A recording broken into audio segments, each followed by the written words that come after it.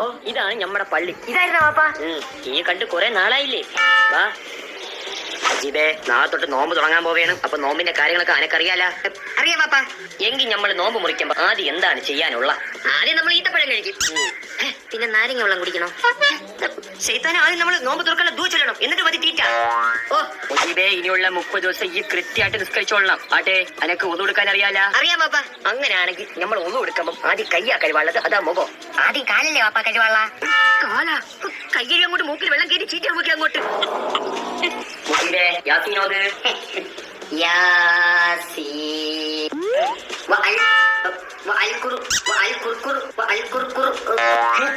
കുറുക്കുറല്ലേ ശൈത്താനെ, ചീറ്റൂസ്. മുജീബേ, 27-ാം രാവിന്റെ പ്രത്യേകത പറ. 27-ാം രാവിന്റെ അന്നല്ലേ വാപ്പാ പള്ളിയിൽ പൊറോട്ട ഇറച്ചിയും കിട്ടണം. പൊറോട്ട മാത്രല്ല, കുഴിമന്തിയും കിട്ടും. ഹറാമിക്ക ബറാമി, ഇറങ്ങി പോണ ദജ്ജാൽ എന്റെ വീട്ടിൽ നിന്ന്. മുജീബേ, ഇതാ